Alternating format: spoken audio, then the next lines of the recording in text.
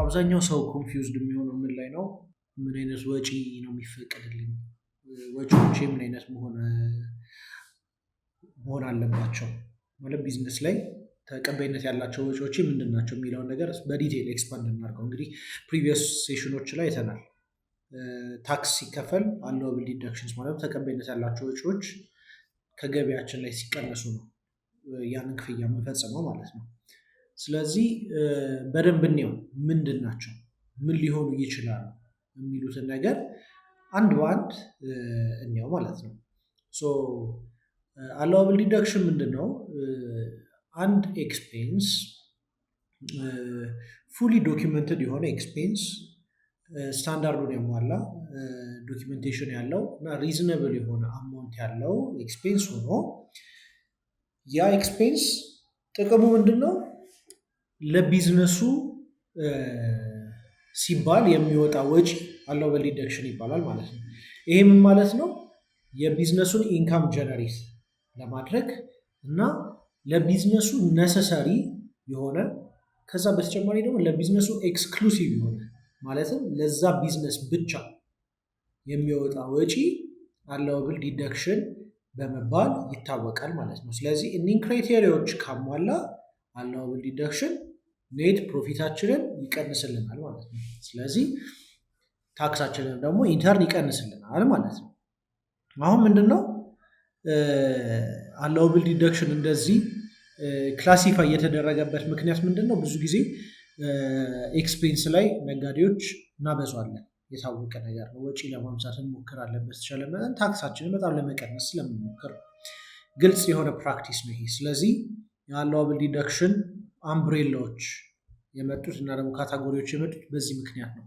በሆነ ህግ መገዛት አለብን፣ በሆነ መስመር ነው መሄድ ያለብን የሚለውን ነገር ማረጋገጥ አለብን። ለዛ ነው ከመጀመሪያው አይነት ኤክስፔንስ የሚሄድ እና የዲዳክሽን አይነት ፈርስት ዋን ኢንካም ጀነሬቲንግ ኤክስፔንስ የሚባለው አለ።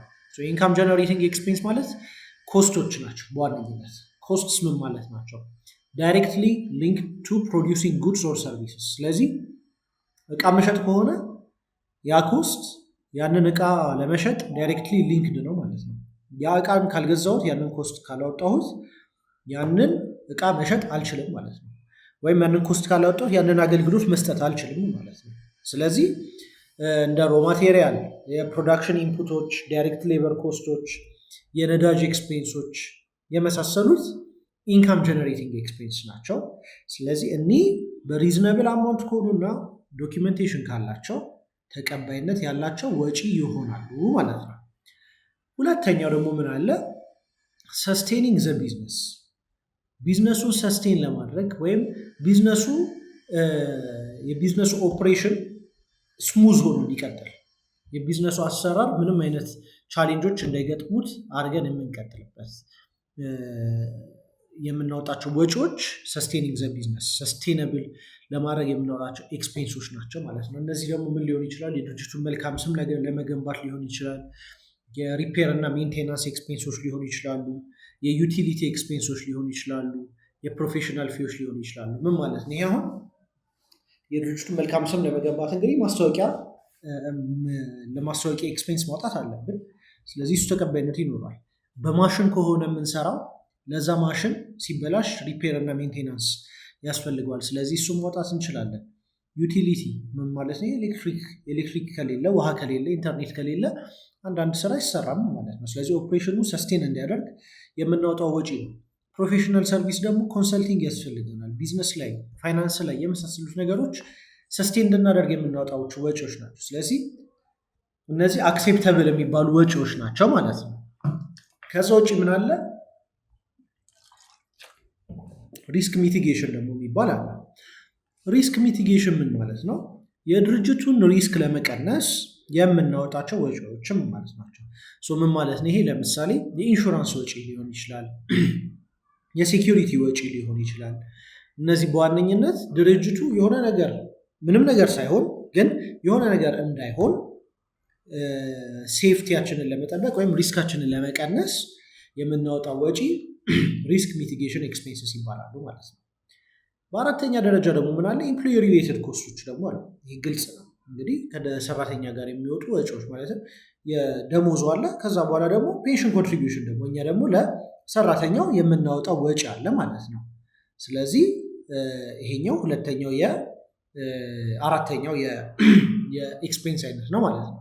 አምስተኛ ደግሞ ቴክኒካል የሆኑ ወጪዎች ደግሞ አሉ። ምን ማለት ነው? ይሄ ከፋይናንስ አንጻር ተቀባይነት ያላቸው ጋፕ አይኤፍአርኤስ የሚፈቅዱልን የኤክስፔንስ አይነቶች አሉ። ምንድናቸው?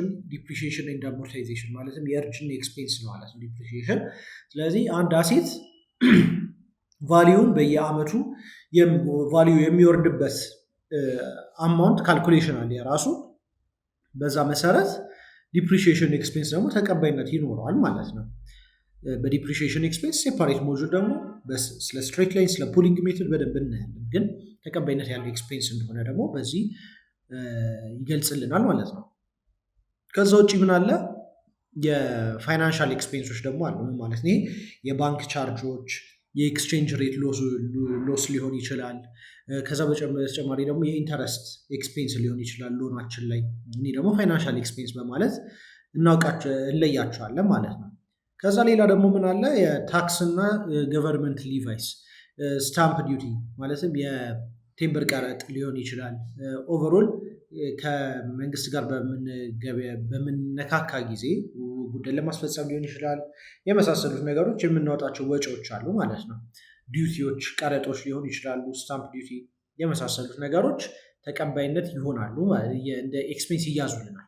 ነገር ግን እዚህ ላይ ኢንካም ታክሶች፣ ፔናልቲዎች እና ፋይኖች ተቀባይነት አይኖራቸውም። ቅጣት እንደ ተቀናሽ አይቆጠርልንም። ኢንካም ታክስ ደግሞ ግዴታችን ነው። ስለዚህ እሱ እንደ ተቀናሽነት አይቆጠርልንም ማለት ነው። ከዛም በኋላ ሌላ ምን አለ? ቻሪቴብል ኮንትሪቢዩሽን ደግሞ አለው። ቻሪቲ ተቀባይነት አለው፣ ግን ማስረጃዎች ያስፈልጉታል እና ደግሞ ሬጂስተርድ ወደሆነ ቦታ ነው ህጋዊ ወደሆነ ቦታ ነው ቻሪቲውን መስጠት ያለብን እና ደግሞ ሊሚትም ደግሞ የራሱ አለው። ከገቢያችን አንጻር የተጋነነ መሆን የለበትም። አሁን አላውብል ዲደክሽኖች እነዚህ ናቸው። አሁን ነን አላውብል ዲደክሽኖች ደግሞ ምንድን ናቸው? አንደኛ ነገር ፐርሰናል ኤክስፔንሶች፣ ሁለተኛ ደግሞ ፔናልቲዎች፣ ፋይኖች ምናምን ነገር አላውብል አይደሉም። ከዛ ውጭ ኢንፍሌትድ የሆኑ ፔመንቶች ማለትም የተጋነኑ ወጪዎች ማለት ነው። የተጋነነ ወጪ ማለት ለማርኬቱ ላይ የታወቀ 10 ሺህ ብር የሚያወጣ እቃ 1 ሚሊዮን ብር የገዛሁት ቢባል ግልጽ ነው አይደለ? ማለት ተቀባይነት አይኖረውም። ከዛ ውጭ ደግሞ ኮስቶቻችንም ደግሞ ከገቢያችን አንጻር እያተረፍን ለማትረፍ አይደለም የምንሰራው አፍተሮል። ስለዚህ አላውብል እንዲሆኑ ሴንስ መስጠት አለባቸው። እንደ ቢዝነስም ሴንስ የሚሰጠንን አይነት ነንበሮች ነው ማሳየት ያለብን። ስለዚህ ከዛ ያለፈ ከሆነ ተቀባይነት አይኖረውም ማለት ነው ወጪዎቻችን። ከዛ ውጪ አዲሽናል ዲደክተብል ኤሪያዎች፣ ቤኔፊቶች የመሳሰሉት ነገሮች አሉበት ማለት ነው። ሶ በእንደዚህ አይነት መንገድ የአላውብል ዲደክሽኖችን እና ነን አላውብል ዲደክሽኖችን ከከፋፈል ነው ድርጅታችን ላይ ወጪ ስናወጣ ፕሮፐርሊ እና መንገዱን የያዘ መሆኑን እናረጋግጣለን ማለት ነው። ሁሌም ግን አንድ መርሳት የሌለባችሁ ነገር ሁሌም ዶኪመንቴሽን ነሰሰሪ ነው።